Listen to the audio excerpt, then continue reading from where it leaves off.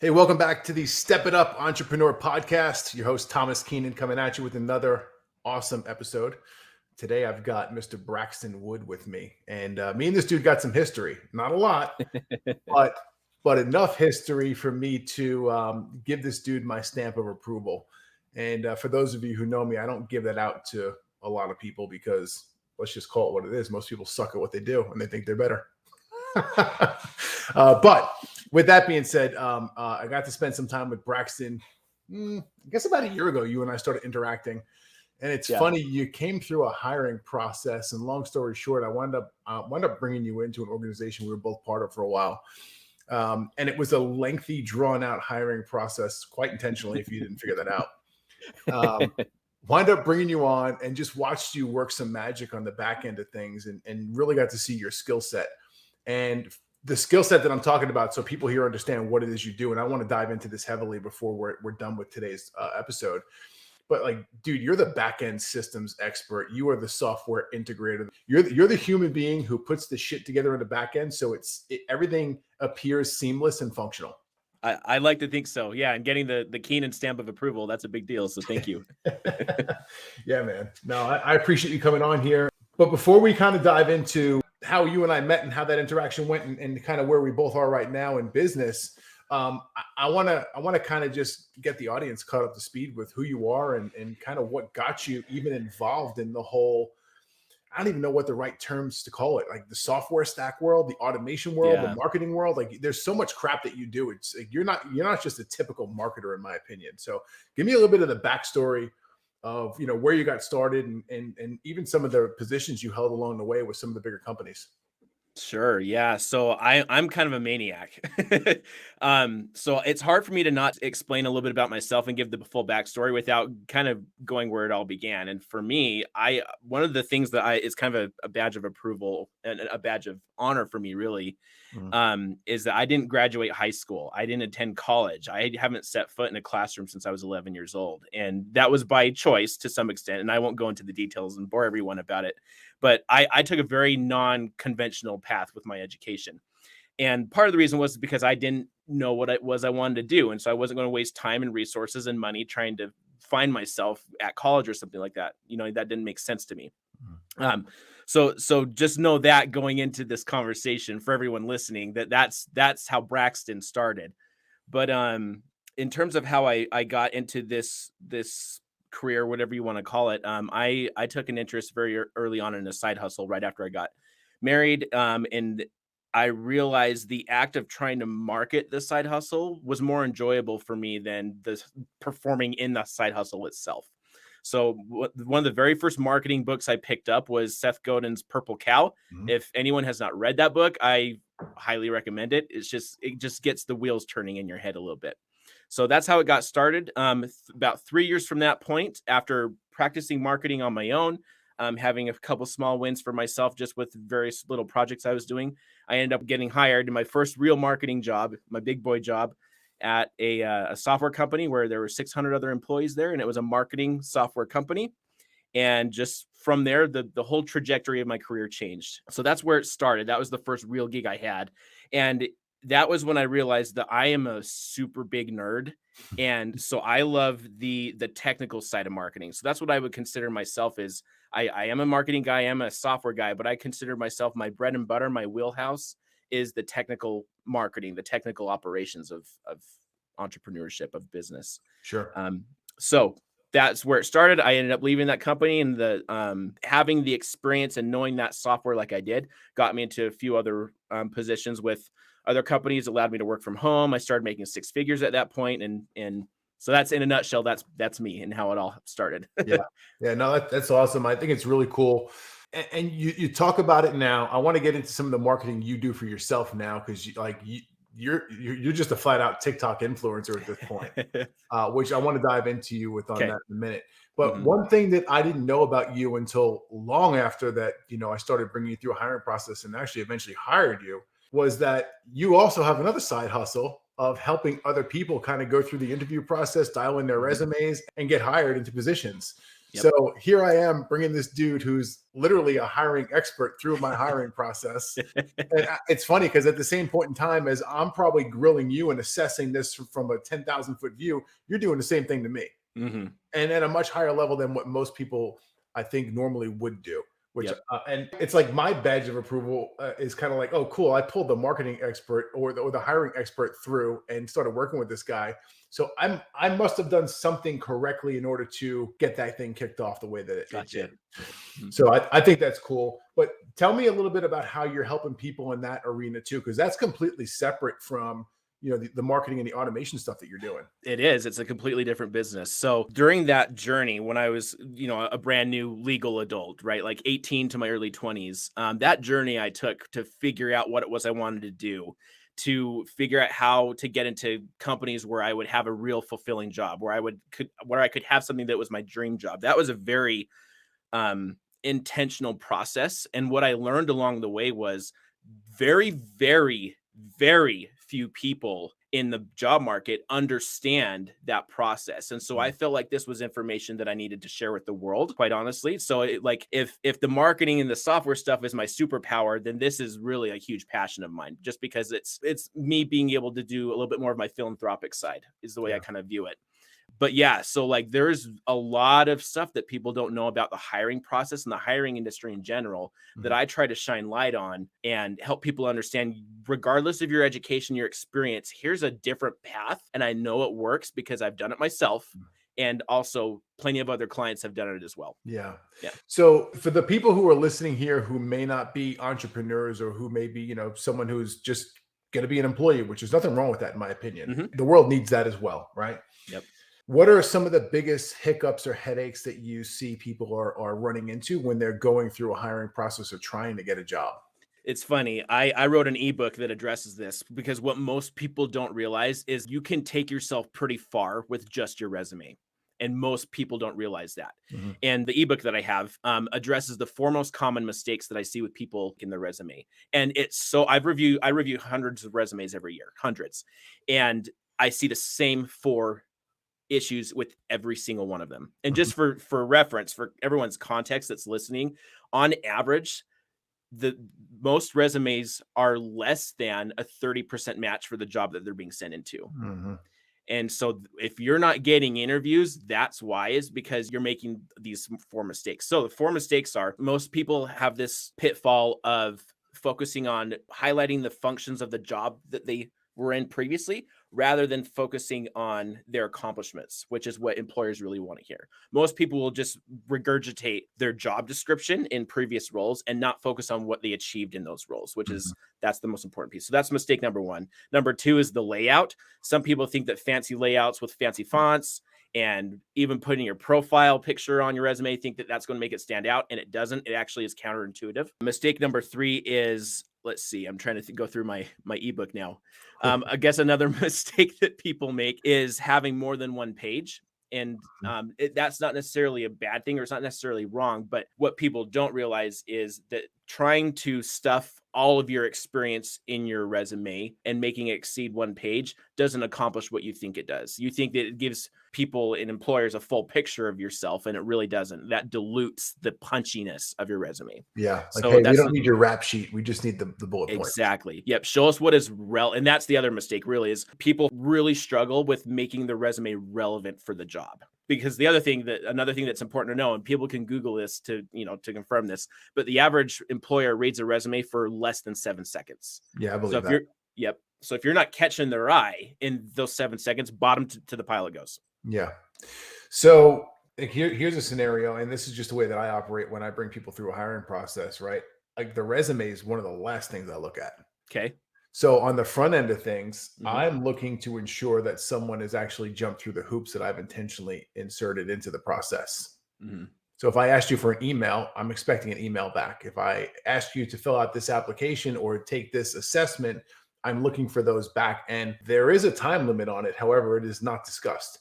It's kind of like, you know anything about the special operations community, right? These dudes who want to become a Green Beret or something, they got to go through this crazy ass thing called the Q course, and they have to get things done. There is a time limit. However, no one knows how fucking long or how far or when this thing needs to be done by, right?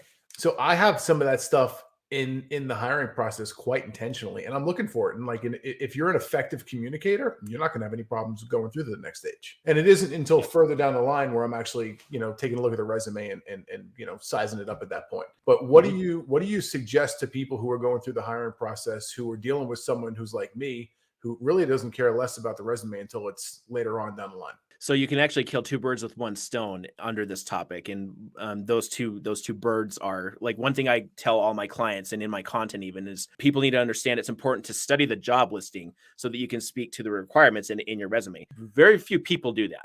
All right. And the act of doing that will also help you understand like what the employer is expecting of you, right? So if you're studying the resume, then you're going to see things like, hey, we want to see a 10-second video of you introducing yourself and things like that, right? Yeah. So that's what I would say is, yeah.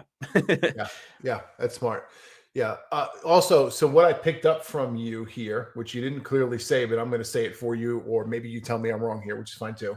But you're saying that people should not use a blanket resume for every application that they apply to. Absolutely. And people will argue with me till they're blue in the face about that, but that's how it should be. Yeah. So you want to go in there and fine tune it for the position that you're applying for. Right. Yeah. I think it's smart. I think it makes a lot of sense. Yeah. What I find is that a lot of people will say, I've sent out 100 resumes to 100 different companies and I've only gotten like one interview and it didn't work out. And people will then I'll say, well, how many of those resumes did you tailor even just a little bit to the job? And they're like, none. That'd be a huge waste of time. I don't have the time for that. And I'm sitting here thinking, but you have the time to spin your wheels with 100 resumes going out to 100 companies, where do you actually spend more time in? You know what I mean? Yeah. So that's the way I look at it. So on my side of things, I pick up on that pretty quickly. One of the questions is I commonly ask is, hey, are we the only company that you're in communication with? And I don't care if you tell me no, that's irrelevant. But most times, if I have someone who is, we'll call it a binge resume application submitter, right? With awful language there, you get my point. We catch that person up with that question because they're like, oh, man, I submitted so many, I don't even remember which one it is. Or they get on the call with you and they're like, oh, hey, which company is this interview for again? And that to me is immediate disqualification. Like, we're not going any further in this call because I'm not wasting another 15 to 20 minutes of my time. Yep.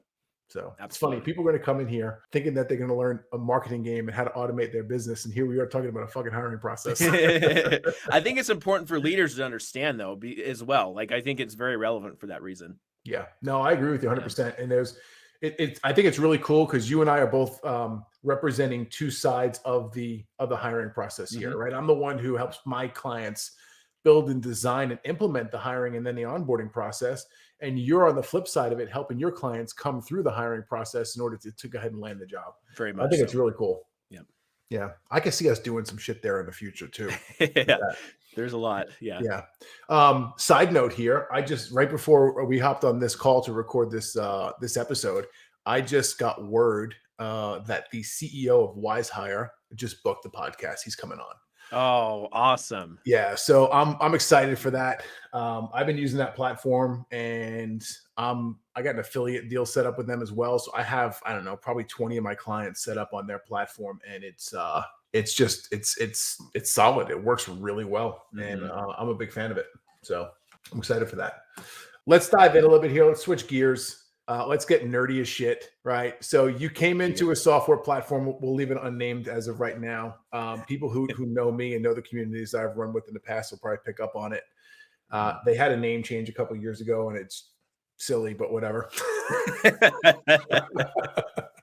They seem, as powerful as a tool that is, right? As powerful as a tool as it is, one of the biggest hurdles that most people were complaining about for years was the simple fact that you had to go and have all of these third-party bolt-on accessories in order to really make it a functional tool, right? Myself included. I battled that many times. And now you fast forward to today, and we've got companies like High Level who kind of have all that shit built into one platform, and it's pretty damn slick. Yep. Right. So what does this look like for you? Are you still super experienced in multiple different platforms because of where your clients are? Or when someone comes to you now and says, hey, I kind of got a blank canvas, I need help building these back-end systems, processes, automations, are you just directing them to the platform that you're most comfortable with? No. Transparently, I'm a high level agency myself. Yeah. And so it's really fun to be able to say that I'm competing with my former employer now. Yeah. But yeah, so where we shine is really in the nuts and bolts of that stuff. We view ourselves as very much like an operational agency. Mhm. I get clients all the time that come to us and they want Facebook ads and things like that. I'm like, I'm not your guy. But if Yeah. you want to really dial in your technical operations, there's nothing that we can't do. Yeah. And so, yeah, so that's what we do. Mhm. Yeah. Got it. So is there a preferred platform or tool that you're using right now, or is it just high level? So, for us as an agency, we still have our old clients on the same software that is my former employer, and we've kind of grandfathered them into our services. Yeah. But beyond that, we just service our own clients on our own platform. High level is very much just the foundation of it, but we have a lot of stuff that we've built on top of it to be more accommodating for our users. So, Yeah, sure, yeah. sure. And I think it's important too. I find so many small business owners get caught up in this. And I went down this rabbit hole. I don't regret it because it gave me a skill set that I think most people don't have at certain levels. But most small business owners get stuck in the weeds where it's like, Mhm. oh shit, I've got to go learn this now too. And they go in, they pick up, name the software platform, and then they start getting busy. They get frustrated as all hell. They build a half-ass system back there that sort of kind of sometimes works, but not really. Mhm. And they get all frustrated with it. They don't use it, or they never really get things optimized on the back end like you and I both know it can be. And Mhm. I think it's a big pain point for a lot of small business owners because they feel this like, hey, I've got to have my hands on it. It's mine. Like I'm responsible for it. I've got to have my hands on it.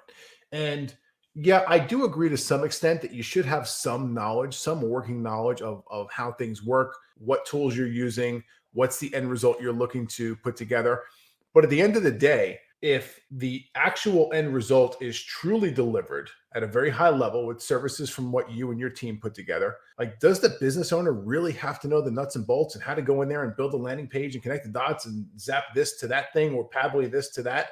Like, no, you don't. Right. As Yep. long as the end result is there and it's functioning, the client experience is what the client experience is. I don't think that the small business owner really needs to get involved or know the inner workings of the software platforms. Mhm. Yeah, Right. I'd So agree. And yeah, go sorry, ahead. go ahead. Give me your take on that and give me some of the pushback that you may have experienced in the past dealing with clients. Yeah.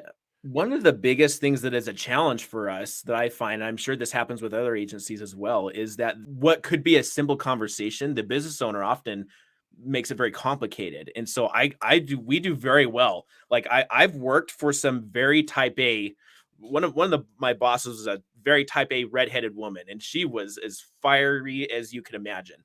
And she she would literally come to me and say, Braxton, I want a workflow to do X, Y, and Z. And as long as it does X, Y, and Z, I don't freaking care what you do to build it to get it to do that. And I'm like, Yeah. sweet. Like we do really well with that. It's all these business owners that have all these ancillary, like vague concepts that they want done. And then they come to us and they say, hey, what are you doing for other businesses like mine that could work for mine? And I'm like, we don't work that way Yeah. because if for someone like a real estate person, if you're an agent, well, I've worked with other people that are like into land development. So yeah, they're in real estate, but they're not the same business as you are. So like asking me that question is not going to help you at all. Yeah. Let's talk about what solutions you are working for and Mhm. what you want to achieve. And let's focus on that rather than all these silver shiny objects everywhere that you want to pluck off the tree and think they're going to do something for you. Yeah, let's talk about that process a little bit because I've seen it done a couple different ways.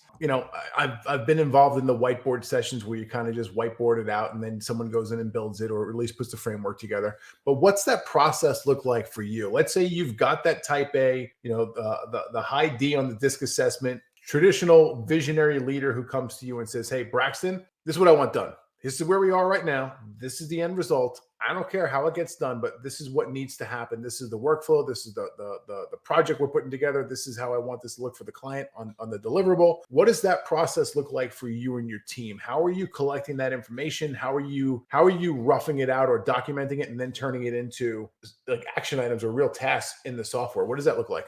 Yeah, for our onboarding process, what we run into is a lot of business owners come to us and they think that onboarding process, we're going to build their whole business for them. And Mhm. that's just not the case. And a lot of it is just because I know, being in this industry for 10, 12 years now, I know that the way you get someone to adopt something, especially if they're new to it, is to get quick wins, right? And so our onboarding process, I have like a 5-page PDF where Mhm. it just asks a bunch of simple questions. And there's probably 12 or 15 questions in total. And I want to know things like, what is it that you want to accomplish? What is the first thing that you want to do, or what you want the software to do to automate for you to make your life easier in the business, right? I want to know what the pain points are of your customers. I want to know what makes them happy, what makes them feel like they're engaged with you. And then show me your current marketing process in terms of like what is existing now, and show me what the ideal is. And from that, I'm able to extrapolate like, okay, this is what here's the full picture. Here's what the business owner is looking for. And here's how I know, after working with 500 companies across 11 countries, here's what I know is going to be the thing that can help them. So I almost give them what they're looking for when they first come into the process, but not until after we have that discussion first. Then I can almost hand deliver something to them in that manner, if that Mhm. makes sense. Yeah, yeah, for sure. It definitely does. What does the ongoing look like that, right? Because I'm a firm believer, you'll probably agree with me here too, that yeah, you go in there and you build a process, right? It's cool for now, but you and I both know that sucker's never done. It's going to have to evolve at some point or get Yep. changed or tweaked, or maybe you build it with a custom Zapier integration and Zapier has a glitch and you got to go update or rebuild it. Like what does that look like? How often are you going back in and doing an audit on an existing, what we'll call it a campaign or a workflow, to ensure that things are functioning properly? Yeah, so we have a couple ways that we go about it. There's a portion of our clients that they want is the software, and so we do a project where we just onboard them, we build out their initial platform, and then they're off to the races with their monthly subscription for the software, right? But a Sure. lot of customers of ours, at least, come to us because of that expertise. Because between myself and my team, we have 30 or 40 years of collective experience just in technical marketing, and so a lot of them come to us seeing that expertise, and they want to make us an extension of their team almost. And so they retain us for that. And so in terms of the management or the tweaking and the operating and all that type of stuff, it's an ongoing process for those clients. And because sometimes you can never stop testing, right? And that's really all marketing is what email or what workflow can we A/B test today to Yeah. give them a higher return, right? So Sure. that's how it works for us. Yeah, I get it. So going back to marketing here, because marketing is such a broad term, Mhm. right? You and I both know that. I mean, like Yeah. you tell me you got people coming in who want you to run Facebook ads, and like, hey, that's not really my jam. Cool. Here's 5 people I know who go do that. Mhm. Right. Marketing is really broad, and there's just so many different areas to it. And I think a lot of marketing as well has to do with you got copywriting, you've got branding, and we'll call it logo design or graphic design overall. Are those services that you offer to your clients, or are you bringing in a third party to help you guys with that kind of stuff? Typically, it's some sort of joint venture or something like that. So the short answer is partners. We know what we do best, and Mhm. we argue that it's not only is it our superpower, but it's our best in the world offer. Right? Is you need something done to streamline your marketing, your operations, your sales, whatever it is. We're Mhm. your people. We're the ones that do it, and we do it better than anyone else. Yeah. And so we really believe in sticking to that wheelhouse and sticking to what makes us different. Otherwise, we have a handful of partners in copywriting, design, SEO, Mhm. Facebook ads, you name it. We have partners that we either joint venture with them or it's just a kind referral to them where we take our clients to. Yeah. Yeah. I get it. Makes Yeah, sense. Yeah, from my perspective, man, I just love being a people connector to my clients as well. They come absolutely. in like, "Hey, I've got a question. Can you help me with?"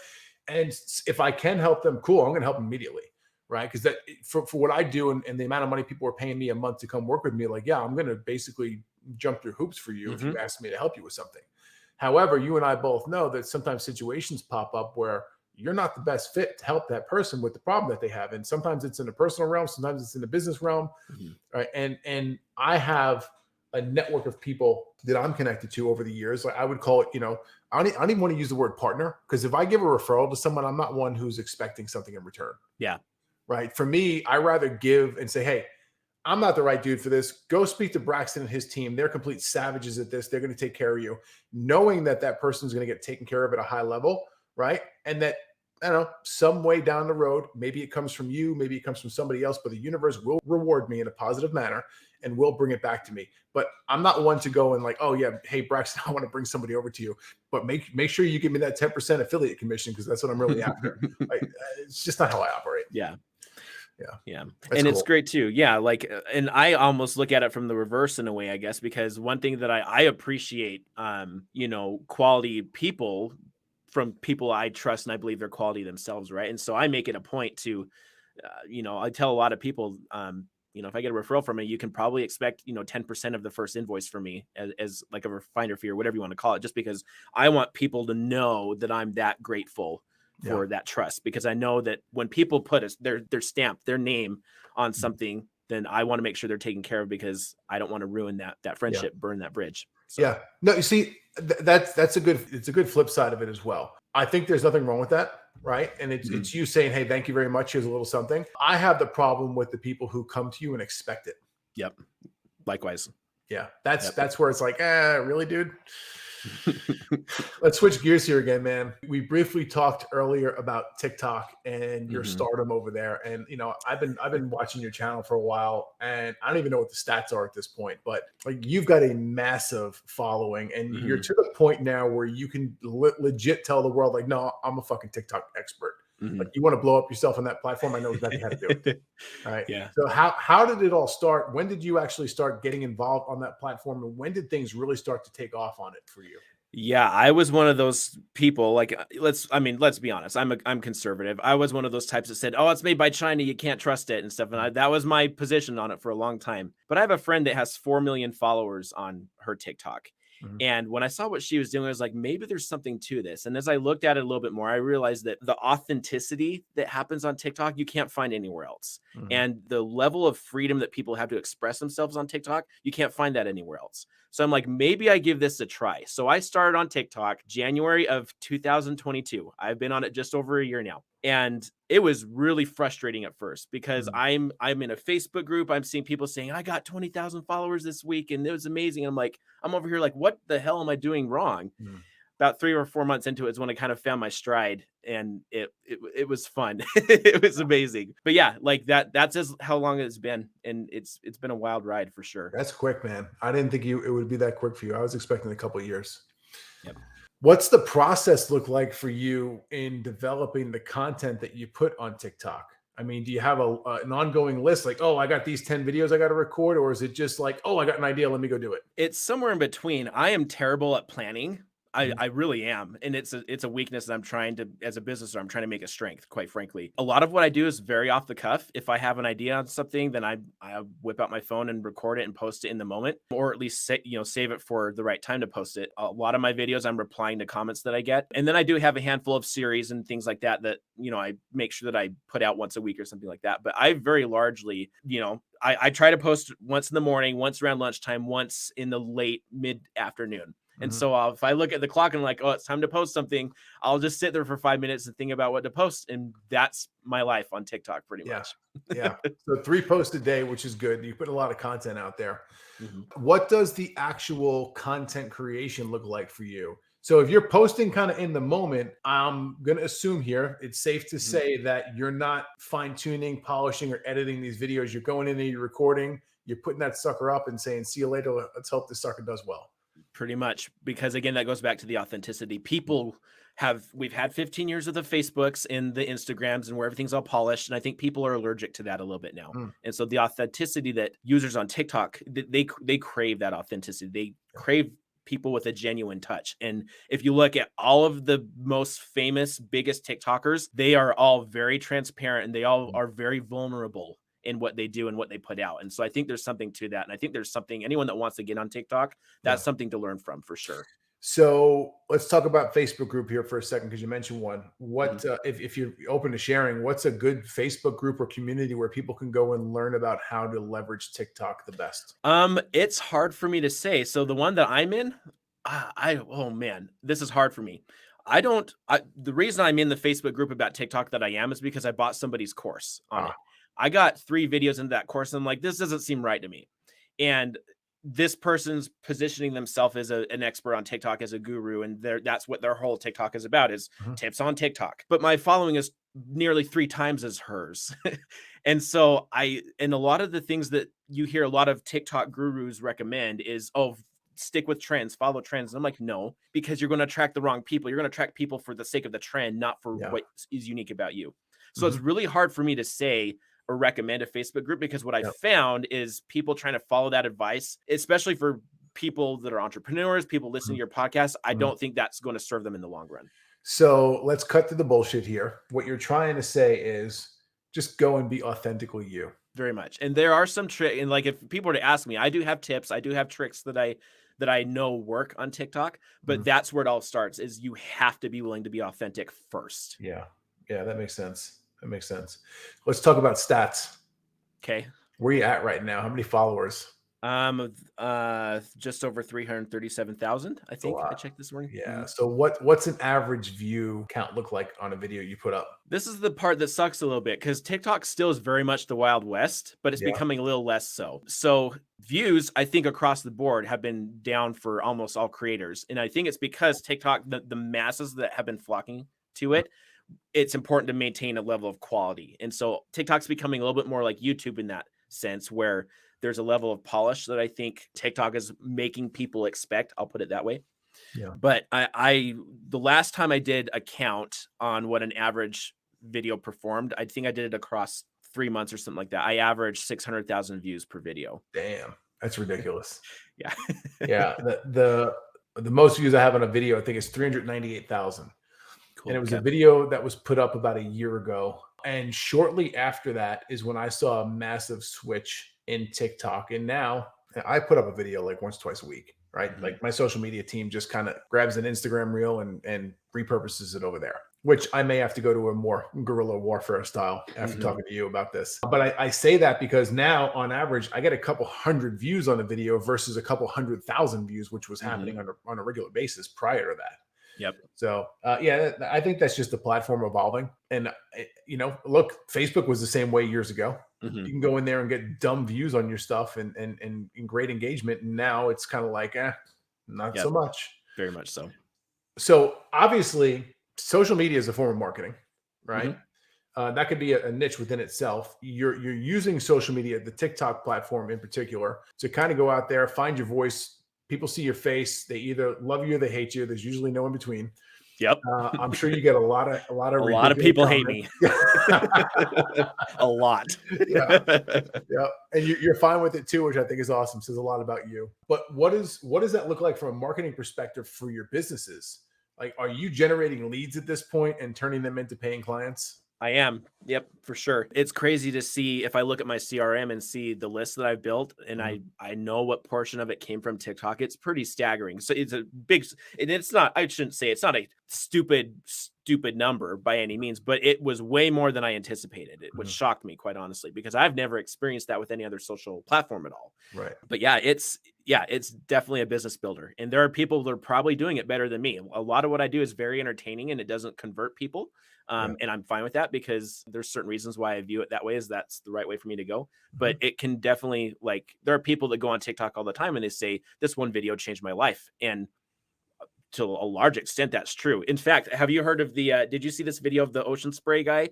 Have you heard of this one? Was it about a year ago? Give or take. His work truck broke down and he went longboarding to work. Yes. So yes. He lives about 20 minutes away from me. Okay. And all he did, his truck broke down. He had his cranberry juice with him. He got his longboard and he longboarded the rest of the way to work and drinking his cranberry juice, right? And everyone loved it. Dude ended up on the Ellen Show. Ocean Spray bought him a new truck, like all this crazy stuff. And that's the thing, is like, and that's a really extreme example, but those types of things happen more often on TikTok. I hate to say it, but they really do. That's wild. Where do you think the platform is going to go? I don't know, because some of that is up to our government now. But in my opinion, I think there's still hope with that. When roughly half the American population is on that platform, they have to give a serious consideration to if they want to keep their jobs. That's the thing that I keep going back to, but I will be one of those people that are very upset, because this is a bigger conversation, but like I don't think it's about security at all. I'll put it that way. Yeah, so. I don't either. So let's talk about converting some of those leads from TikTok into shit. You see, even into a lead that comes into your CRM. Like, how does that work? How do you get a lead from TikTok into your CRM platform without Yeah, having to so manually add each one of them? Because that's a lot of people. Yep, it is. Yep. So this is where we get back to the nerdy technical operations, I love technical it. marketing, right? So, so I have what people call like a link tree, but I built my own because I'm a nerd and that's what I do. Yep.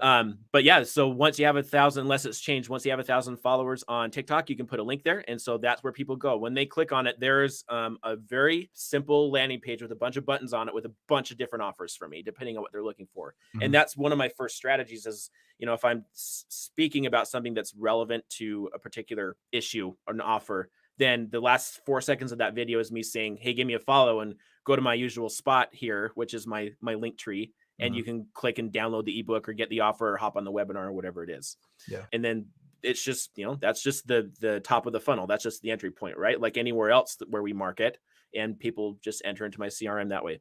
Yeah. So what's kind of the flow of people who come in? Do you segment them depending upon where they come in into different areas and different forms of communication that goes out to them?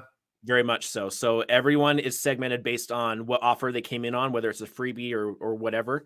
Yeah. They're definitely segmented that way. And then, but one thing I do make sure to do is it's important. People's attention span on TikTok is very low, right? More than any other platform, I would argue. And so it's important for them to understand who I am. And even though I'm doing a bunch of funny videos about, being in the workplace and things like that, alongside my tips, for that reason, it's important that they understand who I am and where I'm coming from and why I can help them. And so they enter, and everyone, once they opt in, with some exceptions, they'll go into a funnel where it's just a 4 email series, me telling my story and building that attractive character. So they understand, oh, Braxton might have this following, but 10 years ago, he was just like me. And so that's the kind of the thing I'm trying to build with these people. Yeah. And it goes back to what I said earlier, like this is information the world has to know, in my opinion. And so that's what that initial process is for. Yeah. To me, it's, in sales, it's real simple. You need 3 pieces of the puzzle in order to make a sale: know, like, and trust.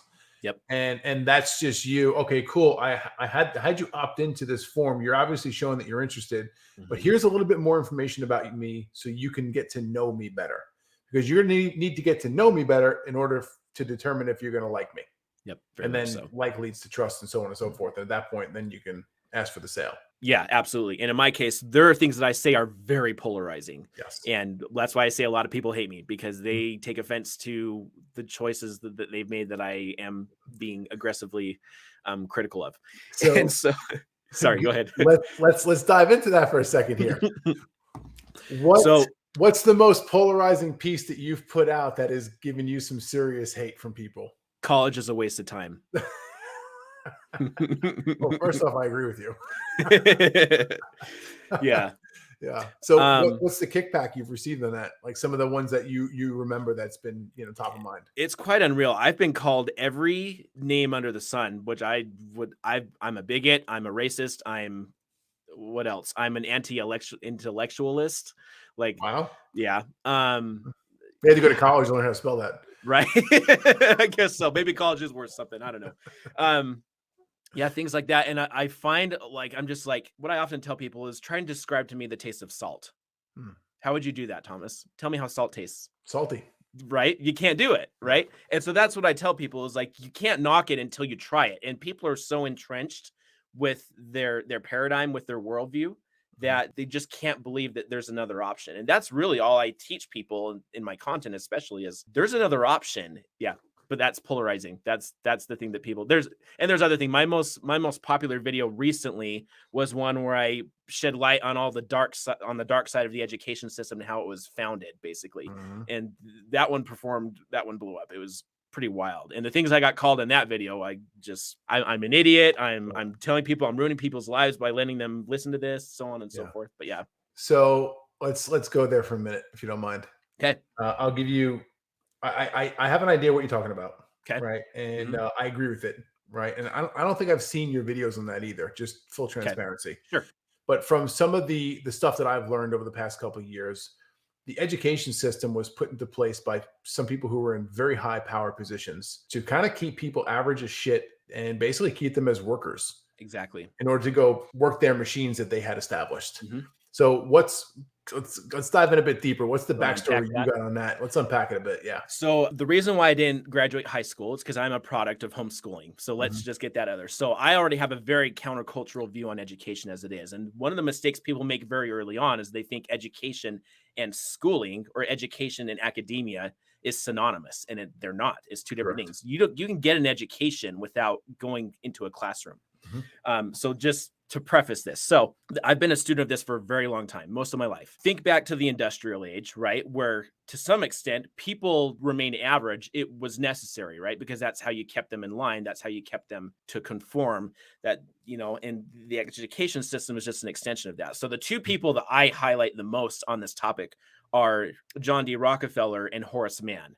So John D. Rockefeller was a big oil tycoon who was one of the wealthiest people in the country at the time, right? And when this topic of, we have all these factories that we need to fill with people so that we can keep production going, right? How do we get them to be willing to do that?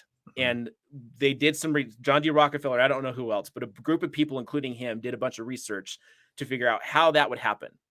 And what they found was it takes 12 years to indoctrinate a population. So then you got to ask yourself, well, what 12 years are we talking about? Because prior to the education system becoming standardized in our countries to some extent, that's what Sunday school was, right? You went to your church once or twice a week for maybe 2 to 3 hours for the whole week, and you learned the basics: reading, writing, arithmetic, whatever, right? So going back to Rockefeller and his group of whoever they were, they asked the question, well, what are we going to find to teach people for 12 years? And Rockefeller's response was, teach them everything about nothing. Which is why we now have things like calculus. And I'm not saying this is one of the things that people argue with me about, is that I'm saying calculus is not necessary. And I'm not saying that because we obviously need bridges. We obviously need technology and all the stuff that calculus does. But that's not the majority of people that need to learn it. Correct. And I'm just using that as one example. But there's a thing about how much time is wasted. And it's not any coincidence that when we're 7 years old out on playing recess for 15 minutes and the bell rings, and then we're 20 years later, we're in a factory and there's a whistle blowing to go to lunch. That's not a coincidence that happens. And I could go on and on and on, but that's the basis of it. Is like, again, it was necessary to some extent to have people be able to fall in line, and we conditioned people to do so, to the point where even, a century later, generations later, we're still indoctrinated with that as a society as a whole. Yeah. And to me, it's very alarming. But yeah, I agree. I've been diving deep recently on a lot of things, just to kind of, man, I'm like you. Like, I always want to elevate and get better. Not always just in business, but also for me personally, spiritually, intellectually, whatever it may be. And I'm gonna be very transparent here. Like, I've been a heavy drinker most of my life. Okay. It's kind of in the genes, both sides, mom and dad. And it's something that I can do, and I can function at a very high level, even while doing. And over, I'd say, the past 2.5, 3 years, it started a decline in my alcohol consumption. Right. And for me, it started with the first time I did 75 hard. I've been through all the phases. So, 75 days this time, 30 days here, 30 days there, 30 days with this one. I did another round of 75 hard from October 9th to December, I think, 22nd of 2022. Again, 75 days straight, no alcohol. And every time that I went into it, I'm like, oh, this is going to be the most difficult part of this program for me is not drinking. And every time that I went and did it, it was actually the easiest part of it. Interesting. So since I finished that program, end of last year, I've been very conscious about alcohol consumption, what it does to me, more so than ever. Because at this point in time, over the last, so basically when I got married, 10 years of my life was heavy. Like, you just drank. It was, you come home from work and you have a drink or 2 or 3, right? And the weekends come and have even more. And this was just continuous. But what I've found, what I've researched, is that alcohol is another one of those pieces of the puzzle that has been put here on the planet to keep us average. And the more that I learn about it, the less I want anything to do with it. So am I here claiming that I'm sober? No. A couple of weeks ago, I had a sip of a margarita while my wife and I went to the local Mexican restaurant and ate lunch. It was delicious. But I had 2 sips, and I said, here you go. I'm done with that. Right. I don't crave it at all right now either. But a lot of it has to do with me just educating myself on the real intent and purpose of what that was put here for. So cool. Yeah. No, I'm good. I don't need it. Yeah. Yeah. Makes it interesting to think about like if you look at the prohibition, like that puts it in a different light too. I think. Yeah, it does. Yeah. It really does. Because you probably had people at that point in time, what was prohibition? Early 20s. Yeah. I think it was kicked off in the early 20s and went 7 years or 10 years, whatever it may have been. Maybe it was 3 years. I don't recall. My history going back that far is kind of fuzzy. Maybe it was all the booze. Right. Yeah. But, what did people then understand that, kind of got swept back under the rug where, this just became acceptable, right? It's a social norm to go out and have a drink or 2 or 10, right? No one looks at you funny. You go out into public, and depending upon what state you are and whatnot, and you pull out a weed pen or some gummies, and people may look at you sideways. In some states, you go into jail. In other states, it's very welcome. Yep. But it's there's just so many, I'll call them stereotypes, that have been put into place with society around alcohol. And here it is. And I'm just stating a fact here, right? This isn't even my opinion. It's literally fucking poison for your body. Yet it's legal everywhere. And it's, yeah, you should do this. Right. So like, what's the bigger game plan? If you want to go like put your tinfoil hat on and get real fucking weird, like, what's the bigger play at hand, and what's the actual true intention of alcohol for? Yeah. So just some shit to keep the wheels spinning for those who are still listening with us. Yeah. I love tinfoil hats. Me too. We should go down that road one day, because I can hang with you pretty fucking deep. Some of it I don't want to talk about because we may get canceled.